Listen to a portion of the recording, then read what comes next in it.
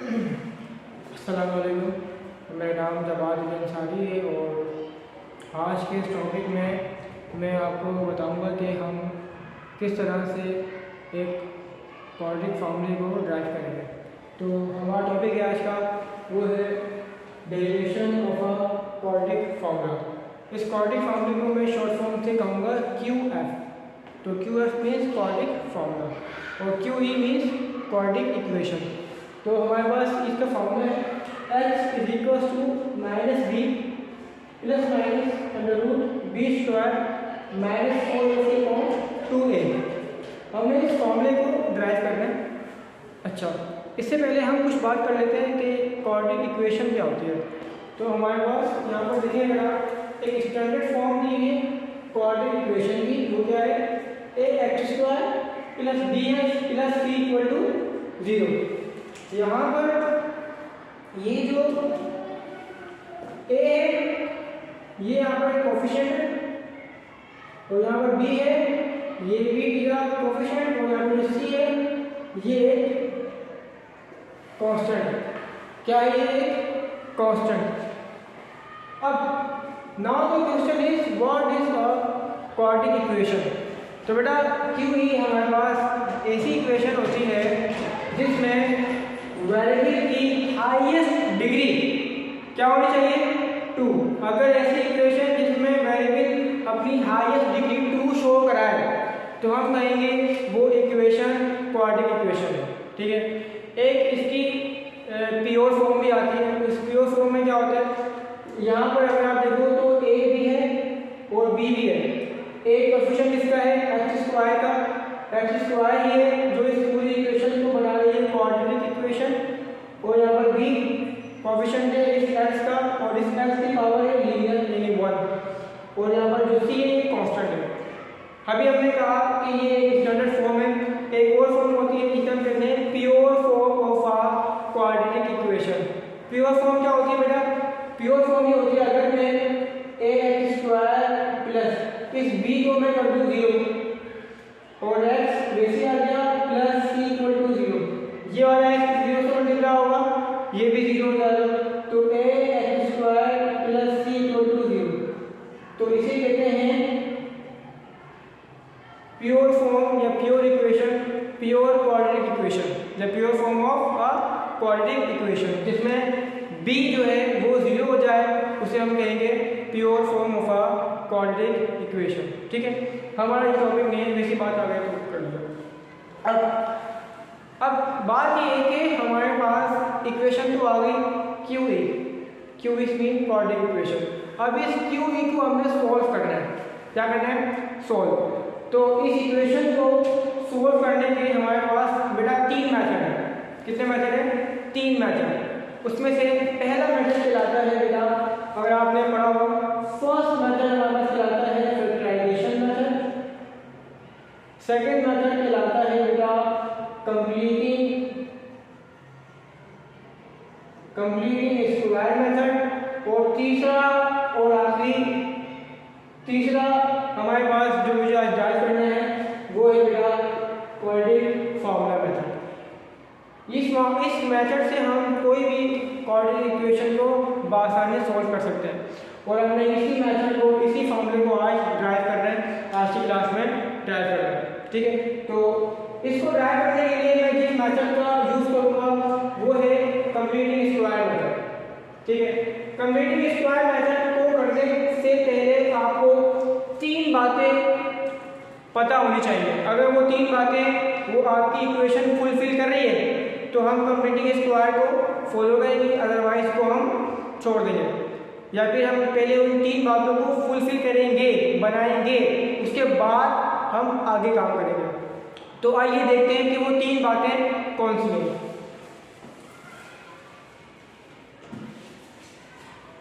तो बेटा सबसे पहली बात ये है कि जो स्क्वायर का कोएफिशिएंट है, जो स्क्वायर के वेरिएबल का कोएफिशिएंट है वो 1 होना चाहिए। क्या होना चाहिए, 1। तो मैं यहाँ पर लिख सकता हूँ कि the coefficient of square element should be 1। तो हम यहाँ पर लिखेंगे कि स्क्वायर कोएफिशिएंट शुड बी 1। हमने यहाँ पे कहा कि square variable coefficient should be 1। ठीक है, पहला रूल ये, पहली बात। दूसरी बात ये कि जो कांस्टेंट होगा वो हमेशा राइट हैंड साइड पे होना चाहिए। तो हमने यहाँ कहा कि constant term must be in right hand side. तीसरा और आखिरी बात वो ये है कि जब आप देखो कि पहली बात फुलफिल हो रही है, मतलब स्क्वायर का वेरिएबल का कोएफिशिएंट 1 है, और दूसरी बात आप देखो कि अगर constant term right hand side पर है तो हम तीसरी बात क्या करेंगे, हम करेंगे कि 1/2 लिखेंगे, मल्टीप्लाई करेंगे b से। यहाँ पर जो b है ये b बेसिकली लीनियर वेरिएबल का कोएफिशिएंट है, और इसका स्क्वायर लेंगे तो हमारे पास क्या आएगा b²/2। इसको हम ऐड करा देंगे, ऐड ऑन बोथ साइड। ठीक है बेटा, आइए देखते हैं। सबसे पहली बात ये हमारे पास एक इक्वेशन है ax² + bx + c = 0। तो इस इक्वेशन को हमने कंप्लीटिंग स्क्वायर की मदद से सॉल्व करना है। किसके लिए सॉल्व करना है? इस फॉर्मूले के लिए सॉल्व करना है। तो पहली बात क्या होगी कि square variable coefficient should be 1। जो स्क्वायर का वेरिएबल है उसका कोएफिशिएंट 1 होना चाहिए। अभी यहाँ पर आ रहा है a, इस मींस कि ये 1 नहीं है, तो इसको 1 बनाने के लिए क्या करना पड़ेगा, इस पूरी इक्वेशन को a से डिवाइड कर दें, क्योंकि यहाँ पर a है और इसको 1 बनाना है, तो इस पूरी इक्वेशन को आप a से डिवाइड कर दो। अगर ऐसा हो कि यहाँ पर आ जाए 5 या 10, तो जो नंबर भी यहाँ पर आ रहा है कोएफिशिएंट में उसी को पूरी इक्वेशन से डिवाइड कर दो, तो वो 1 हो जाएगा। यहाँ पर a आ रहा है तो मैंने इस पूरी इक्वेशन को a से डिवाइड कर दिया, तो यहाँ भी a डिवाइड प्लस b/a, और यहाँ पर देखिए मैंने क्या किया, इस प्लस के c को, क्योंकि सेकंड रूल क्या है, सेकंड रूल का मुताबिक constant term must be in right hand side. तो जब मैं इसको कांस्टेंट टर्म को राइट हैंड साइड में लेके जाऊंगा तो प्लस का साइन माइनस का हो जाएगा, और फिर मैंने a को डिवाइड किया है तो -c/a। ये बात क्लियर है? इसके बाद a से a कैंसिल हो गया, x² आ गया। यहाँ पर इसका कोएफिशिएंट कुछ नहीं है, मतलब 1, और पूरी इक्वेशन इस तरह से आ गई। अब आप देखें इस इक्वेशन को देखें और मुझे बताएं पहली बात इस इक्वेशन ने फुलफिल कर लिए कि स्क्वायर का वेरिएबल का कोएफिशिएंट 1 है। क्या constant term right hand side पर है? राइट हैंड साइड पर है। जब ये दोनों बातें बराबर आ गई, फुलफिल हो गई, फिर हम क्या करेंगे, 1/2 लिखेंगे, मल्टीप्लाई कर देंगे b के साथ। और मैंने आपसे कहा था यहाँ पर जो b होगा वो लीनियर वेरिएबल का कोएफिशिएंट होगा। दोबारा यहाँ पर जो b होगा वो लीनियर वेरिएबल का कोएफिशिएंट होगा। तो यहाँ पर जो लीनियर वेरिएबल है वो है ये x, और इसका कोएफिशिएंट कौन है? b/a। तो यहाँ देखिए हमने इस रूल को फॉलो किया, 1/2 सेम, 1/2 कभी भी चेंज नहीं होगा। इस b की जगह पर वेरिएशन आ सकती है, कभी इक्वेशन में b कुछ और होगा, किसी इक्वेशन में b कुछ और होगा, तो इस हिसाब से आपने देख लेना है। 1/2 मल्टीप्लाई इस b की जगह पर क्या आ जाएगा बेटा, b/a, तो b/a आ गया, इसका स्क्वायर ले लेंगे। पहले हम इस b को इस 1 से मल्टीप्लाई करेंगे, b बनेगा b, और फिर इस 2 को a से मल्टीप्लाई करेंगे तो 2a, फिर इसका स्क्वायर ले लेंगे, तो b का स्क्वायर b², 2a का स्क्वायर 4a²। ठीक है, फिर हमने कहा था कि जो भी आएगा उसको ऐड करा दो इक्वेशन a में, तो हमने कहा add in equation a on both side. तो इक्वेशन a यही हमने कहा, इक्वेशन a डिराइव से x² + b/a x प्लस, इसको प्लस करा दिया, राइट हैंड साइड पे कौन है, -c/a है, प्लस करा दिया b²/4a²। यहाँ पे क्लियर है? उसके बाद अब अगर आप देखो ये पूरी लेफ्ट हैंड साइड जो है एक फॉर्मूले से एक्सपेंड हुई है, वो फॉर्मूला है a + b का होल स्क्वायर। कैसे देखें, मुझे पता है कि a + b का होल स्क्वायर बराबर होता है a² + बी स्क्वायर, ठीक होता है। अब हमें करना क्या है, हमें ये देखना है क्या ये लेफ्ट हैंड साइड इस फॉर्मूले से एक्सपेंड हुई भी है या नहीं। अगर हुई भी है तो इसकी जगह पर हम ये पुट करा देंगे, इसको हम क्लोज कर देंगे, क्लोज फॉर्म में लिख देंगे। तो चेक करते हैं, एक्स स्क्वायर फॉर्मूला कहता है कि स्क्वायर, तो मैंने क्या किया एक्स का स्क्वायर करा दिया प्लस फॉर्मूला में 2ab, ab की जगह आप छोड़ दें प्लस अब ये क्या है b अपॉन 4a स्क्वायर, इसको आप ऐसा रखें कि इसके बाहर पावर 2 आ जाए।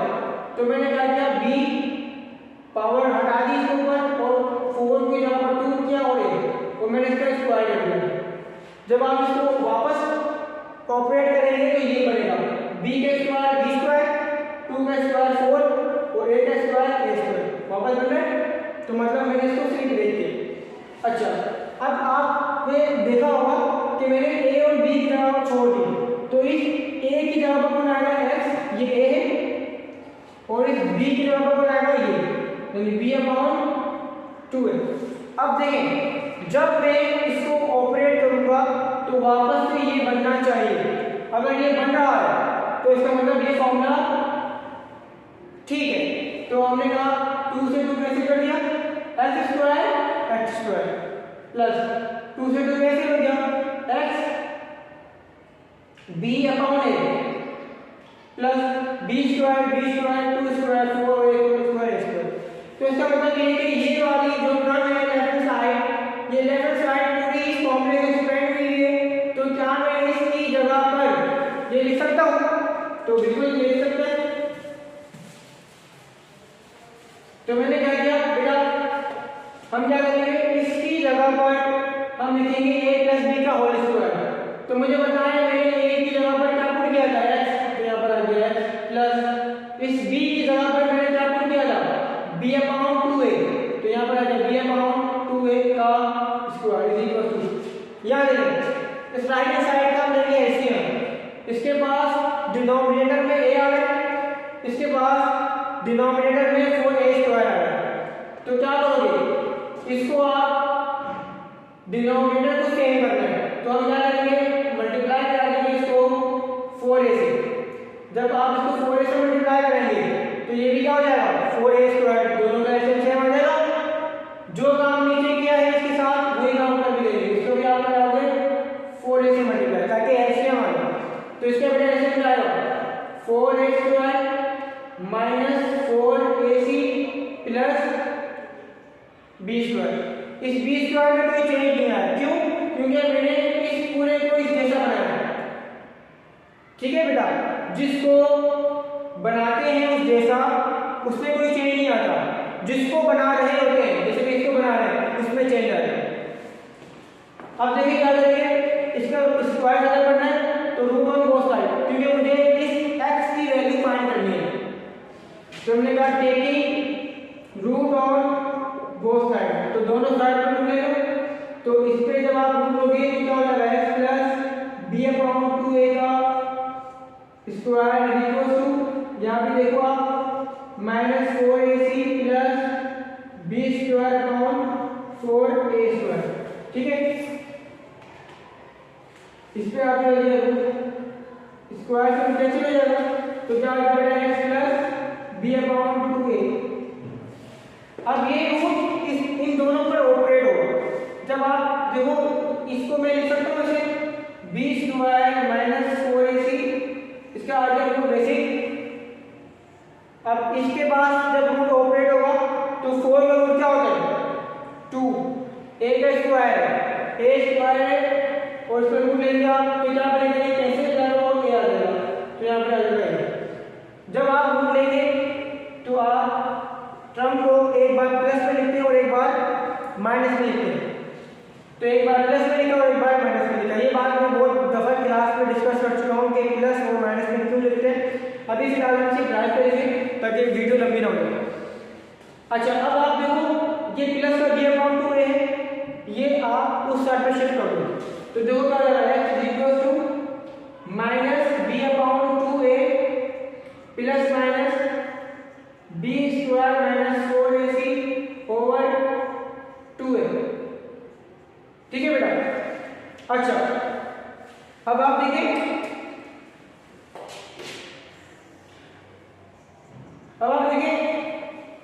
कि यहाँ पर भी 2a आ रहा है और यहाँ पर भी 2a आ रहा है, यानी दोनों के डिवाइडर सेम है, तो इनका स्टेप क्या बनेगा, 2a बनेगा। तो हमने कहा -b प्लस -√2